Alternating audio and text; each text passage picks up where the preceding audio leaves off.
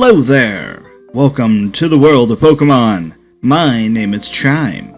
People call me the Pokemon Professor. This world is inhabited by creatures called Pokemon. For some people, Pokemon are pets. Others use them for fights. Myself, I study Pokemon as a profession. Your very own Pokemon legend is about to unfold. A world of dreams and adventures with Pokemon awaits. Let's go! Welcome to Ask the Professor, live from the lab. As mentioned, my name is Professor Chime, and this is our very first episode. Usually I'll bring on guests to talk with me, but seeing as this is a pilot episode, I wanted to get you all acquainted with how things work here in the lab. Today we have multiple topics to chat about, including Team Go Rocket, Pokemon Masters, the new mysterious unicorn Pokemon that was teased, and even more. So, let's start off with Pokemon Go. More specifically, let's talk about Team Go Rocket. So, basically, on Twitter, Niantic has been teasing a big thing lately with Pokemon Go getting Team Rocket. If you are unaware, for whatever reason, Team Rocket was the original villains from Pokemon Red and Blue that went on to Gold and Silver and have been, they've shown up a couple of times here and there and teased elsewhere, especially in Ultra Sun and Ultra Moon. I won't spoil it if you haven't played it. It's pretty awesome. So what happened was we got Team Go Rocket that was teased for one of their big in-person events that they have called the Go Fest. And the Go Fest allows a bunch of trainers to come and battle and, trade and make friends. It's a big thing that they do all over the world. They've had a bunch of different places. One of the ones that they had, though, just a few months ago, had a giant hot air balloon. And the hot air balloon was black, and it had a big red R. Everyone went, oh man, that's a tease for Team Rocket. Don't know what it is, but that was the first tease that we got. It was really cool, and it was a good way to tease it. Those that know the anime know that Team Rocket likes to utilize hot air balloons sometimes. So what happened after that is Team Rocket actually invaded Pokemon Go, and it was a big multimedia campaign. They took over the Twitter and the social accounts and made it their own, and it was like they were kind of glitching the system. It was a thing. And then finally you could go to Team Rocket and find them at different Pokestops within the game. It was, you still can, to this day, find Pokestops that are glitched, and you face a Team Rocket member. I literally just had one as of recording this, a couple days ago that I came across, and I got myself a new Shadow Pokemon, which is what happens is you have to battle the Team Rocket Grunt, and then you have to catch their lead Pokemon, and the Shadow Pokemon you can cleanse, and by cleansing it raises the stats immensely. It's really cool, but I personally like the Shadow Pokemon just because they're rarer and they look really awesome. Plus, I grew up with games like Gale of Darkness and Coliseum and all of that had Shadow Pokemon, so it's a big deal that they're kind of coming full circle with old games like that.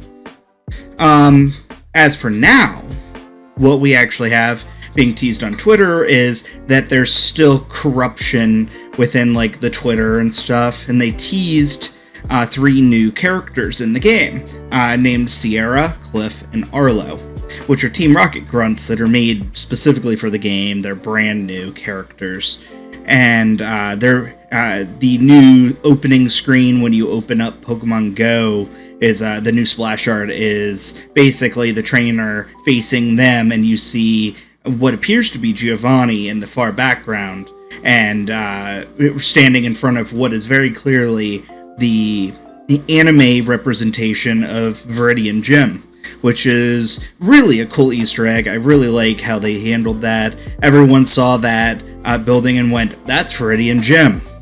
Clearly. So, it's going to be a thing. We don't know exactly where it is, but we do, because the special research quest leaked. And it involves a full showdown with the 3 new rocket grunts that they're essentially lieutenants. And it'll end in a final big showdown with Giovanni, most likely. I won't spoil too much of it, but that's basically what it comes down to. So I'm really excited about that. I think that Team Rocket being a part of Go is a really cool addition to the game, as the game was really, in my opinion, starting to get a little stagnant. Just because it was the same thing over and over. This is really adding more into the events and things like that. When we had things like the Meltan thing pop up suddenly and different things like that, where it got a little more interactive and teasy, I should say, to different things. I'm really happy that they add these kind of events. I really hope they eventually add Rainbow Rocket, because this whole thing has been teased as the aftermath of what's called Team Rainbow Rocket. I won't spoil it if you don't know it from Ultra Sun and Ultra Moon, but like I said, it's fantastic. So, moving on, we have Pokemon Masters just recently came out, speaking of mobile games. And so you've got Pokemon Masters is a 3-on-3 battle game. It's very much a different type of dynamic, different type of battling than what we're used to, because usually you could sit on the fight item, run, that kind of thing, Pokemon screen. Whereas in Pokemon Masters, you gotta be quick. If you just sat there, you're gonna lose. But it's still kind of turn-based, which is cool. I wish that they had the ability to change moves a little bit more, but I understand why they did it for balance sake. So what I'm going to do is, this is a lesson. It is Ask the Professor, so we got to teach something in this episode. So we're going to teach you how to unlock gear.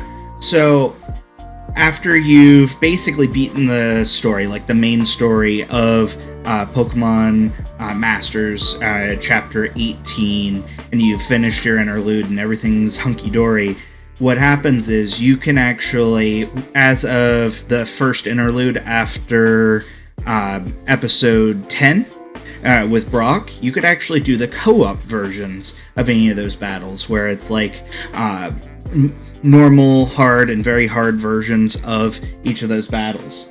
So if you were to go to the very last one, it is Team Unova, and you have to beat Charon and Team Unova on co-op. And so in it, once you beat them, I believe it's the hard version that you have to beat them in order to unlock this. And what'll happen is, once you unlock it, you have to basically complete another special battle. And the special battle is given to you by the professor, Professor Bellis, from the game. And she ends up having you battle, I think it's an Ace Trainer. And the Ace Trainer is very difficult if your Pokemon are not like level 85s or higher kind of deal. And even then, she puts up a little bit of a fight. So once you beat her, then you unlock your first piece of gear. And gear unlocks, it teaches you how to utilize it and how to do it. But what it is gear gives you extra perks based on individual types of Pokemon, so grass type or electric type or whatever. It also unlocks things called EX challenges, which is if you go to the training section and explore, and then hit co-op, it unlocks these ridiculously hard stages that you have to team up with other people on in order to win, because I'll tell you right now, I have level 100s, and I still lose most of those, to be fair, so it takes a little bit of extra effort and grinding to even get that far, but you can, each of them kind of give you a little bit of something different. If you go back through the individual co-op versions of each of the things, you also can earn gear that way in the same way once you unlock the ability to get gear. So that is your lesson for the day. It is from Pokemon Masters. Still a pretty fantastic game, even if it is a bit short, but to be fair, we call a 25-hour game short. So, what do we know? So, next thing on my list here is Pokemon Funko Pops. First of all, there is still going on the monthly A Day with Pikachu figures. As of recording this, we have actually gotten several, and the one that just got announced was the one that will be coming in October, because they're always a month early, so the one for October is for Thanksgiving. And the October one is ridiculously adorable. It's Pikachu in a cornucopia. There's a shaman cookie that's got a bite out of it. There's a shaman flower. It's really cute. They've been doing them since February, and the February one was for St. Patrick's Day, so it had him in like a cute little St. Patrick's Day hat with it had a luck incense in it, which only really hardcore fans would really even know what that was. But you could also see a coin, one of the Meowth coins, behind him. So it was a really cool Easter egg. There's always these kind of little Easter eggs in there that really bring it all together, and it's really cute. So those are made by Funko, but they're not actually Pops, so they actually look like Pikachu as opposed to a little beady-eyed version. But we are getting, in December, the Waving Pikachu Funko Pop, which is a normal 4-inch version of the Funko Pops. I'm a big Funko fan, so I had to really talk about this a little bit. The only one that I'm missing at this moment as of recording is the 10-inch Squirtle that just came out a couple days ago. I have to go hunting for it. I think it's a Target exclusive. Usually the 10-inch versions tend to be exclusives like that, so I'm crossing my fingers that I can get my hands on one or two. So we also have rumored 5 unannounced Pops. What we know about the Pops so far is we've had Pikachu, and we've had the Kanto starters. So Bulbasaur, Squirtle, Charmander. And each one has had a normal tiny version and a 10-inch version. And I tell you, they take up a ton of room. It's terrible for my shelves because as a Funko fanatic, as they're called, I'm very much a big fan. And so we've got these rumored 5 unannounced Pops. And with the 5 unannounced Pops, we're going to probably see Eevee. Most likely, because Eevee has been one of their big pushes lately. I'm really excited about that. But we've got potential for things like Mew or Mewtwo. Snorlax is one that people are kind of hoping for. Maybe like a 6 or a 10-inch version of the Pops, and it's Snorlax, and I'd be really down for that. Some people are really hoping for maybe a Charizard or different things like that as well. So it's all big rumor at this moment, but who knows? We might end up getting something really cool. So let's talk about Sword and Shield for a minute. We recently had the big announcement for Sirfetch'd, which is the Sword exclusive evolution for Farfetch'd, and he's awesome. He's a white duck, basically, that has a lance that is made of his giant onion, his leek, and then he's got like an onion shield. He's awesome looking, but what we need to talk about is this 24-hour camera stream that was put on for the, Glimwood Forest. And the forest camera was put up by the professor's daughter, or granddaughter, Sonia. And Sonia is studying Pokemon, so she put on this stream to be able to try to study Pokemon. Now, she did it the same way that a real researcher would do it, not a cartoon researcher. So the real researcher's just going to sit the camera there and then study the footage a day later or whatever. Which means that there's 24 hours worth of footage. And honestly, we knew that going into it. And it still was grueling, because sometimes you could stare at an empty screen in real life, not even in the animated version that we got. We still might sit there and not see an animal for an hour straight. So we did see things like Impidimp, Phantump, Morlul. Of course, Pikachu kind of poked in a couple of times, especially at the very beginning. But what we started to see is this was their way of teasing the next Pokemon. And it's very clearly, because you could hear the cry, you could hear galloping. The cry was totally Ponyta's cry. So everyone's like, okay, well, that's Ponyta that we can hear.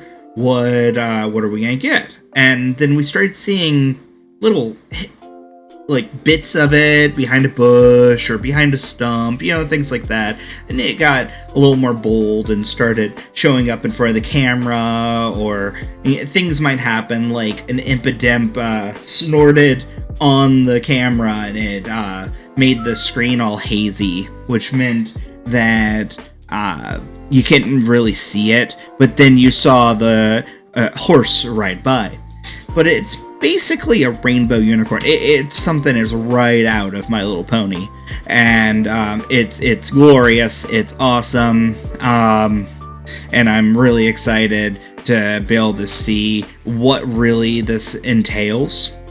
At the very end of the stream was the final thing. The Ponyta basically hit the camera, or something hit the camera, and you could hear the Rapidash cry. Not the Ponyta, but the Rapidash cry right at the end. And it's very, very likely that we'll see it, both versions, of course. The Ponyta that turns into a Galarian Rapidash. And some people are theorizing that it could be the Shield exclusive, whereas Sirfetch'd was the Sword exclusive. There's no telling yet. It's all speculation at this point of exactly how it works. But if it's anything like Alolan versions of Pokemon, then it's potentially just you have to catch the Galarian Ponyta in that form to be able to get a Galarian Rapidash. Everyone's kind of hoping that we get, like, a big Pegasus. That would be really cool. Or, like, a full-fledged unicorn. Pegacorn is what everyone's really hoping for. A full Pegacorn, which is a Pegasus unicorn. So, who knows? We're still waiting on what really will come out of it. We got a little message at the very end, because you got some really good shots of the Galarian Ponyta right at the end. It was just adorable. There were two of them at the end that, they snuggled a little bit, and then they were playing, and it was very, it was cute. It was very cute. So, we'll find out here soon. I mean, as of recording this, the game's coming out in basically a month and a week, so it's gotta happen sometime soon. They don't have much more time. One thing I will say when it comes to Sword and Shield is I love what they're doing with the marketing campaign this time, because in prior games, even as recent as Sun and Moon, they kind of spilled all the beans really quickly. There wasn't any real surprises. Even with Team Rainbow Rocket and Ultra Sun and Ultra Moon, they really wanted to talk about it. And like I said, I won't spoil it if you haven't played it, but they basically spoiled everything in the trailers, and there was just nothing new. There was nothing exciting out of it, even though I very much say that Ultra Sun Ultra Moon is superior to Sun and Moon. I just felt like I was playing the same game twice, especially since I was spoiled on everything by the trailers. Whereas Sword and Shield, I would say we don't know anything. We don't even know the first, as of recording this, we don't know the first set of evolutions for the starters. We don't know anything that could show up or any of the details of the story. All we know is what they've shown us, and it's not a lot. It's very neat how they're handling this, and they're teasing Pokemon in a very good, unique way for each one that really keeps you on your toes, like the glitch on the main Pokemon website, and that gave us the Sirfetch'd, for instance. And of course, we get a little bits and pieces from events and different things like E3 and all that. But like I said, we're only a month out from the game, and we know basically nothing about it, which is awesome. That's how I want it to be. I wanna be surprised this time around. So next thing on my list is I'm gonna give away a code. So I went to PAX East this year, back in April, and I got a stack of Dauntless codes, and these codes allow us to get a special flare. When it's kind of like in Monster Hunter, you go, and Dauntless is very much like Monster Hunter, where you go after the monster, but it's very short term rather than it being a multi-hour thing. Some matches are more like 10-15 minutes, if that, which is really cool. So in it, you team up with 3 other people, up to 300 other people, whether they're friends or not, in multiplayer and matchmaking. And if you found the monster first, that map is pretty big, so you gotta let your team know where you are on the map. You shoot a flare into the air, and usually it's just like a firework, but sometimes you can get special ones through like their hunt pass and different things like that. But in my case, I'm about to give away a code for the PAX exclusive, where it says in capital letters PAX as the flare, so I'm really excited to give this away. And the code, you go to Dauntless's main website. It's playdauntless.com, and playdauntless.com, you'll sign in, or if you have a new account, you have to sign up, and you'll go to your account, and there's a redeem code section. You'll put it in there.